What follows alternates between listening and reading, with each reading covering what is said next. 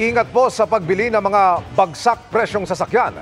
Baka repossess yan o nahatak ng bangko dahil hindi na mabayaran tulad ng ibinebenta umano ng 3 inaresto ng PNP Highway Patrol Group. Ang kanilang estilo para makaengganyo ng customer sa pagtutok ni June Veneracion.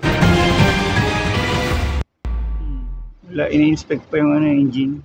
Habang abala ang mga seller at ang kunwaring buyer ng sasakyan sa isang parking area sa Pasay City, nagmamasid naman sa di kalayuan ang mga pulis mula sa Highway Patrol Group.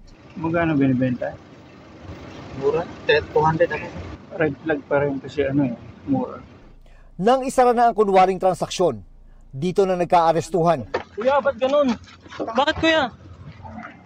Kuya, hindi naman ako Arestado ang 2 suspect sa illegal umunong pagbebenta ng mga repossessed o mga sasakyang nahatak ng bangko dahil hindi na mabayaran. May dagdag kaso pa dahil nakuhanan sila ng di lisensyadong baril. Tapos may baril. Pakita mo. Loaded? Loaded? Tama, loaded. Sa follow-up operation sa Mandaluyong City, isa pang kasabot umano ng mga suspect ang naaresto. Sa kabuuan, 5 sasakyan ang nakuha sa grupo.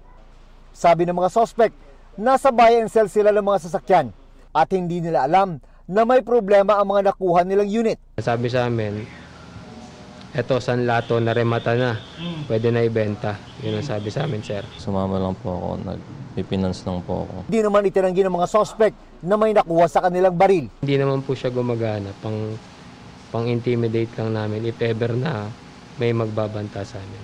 Iniimbestigahan ng PNP-HPG ang posibilidad na bahagi ng isang malaking grupo ang mga suspect.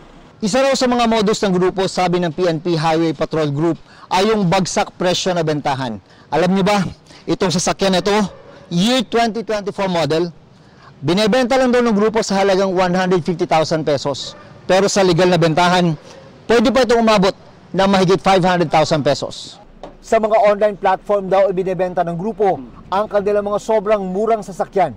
Kapag ito'y binili nila at syempre kung ito din ay alarmado na sa PNP-HPG at sila po ay naispatan ng ating po mga patroller, sila rin po ay magkakakaso. Para sa GMA Integrated News, June Veneracion, Nakatutok, 24 Oras.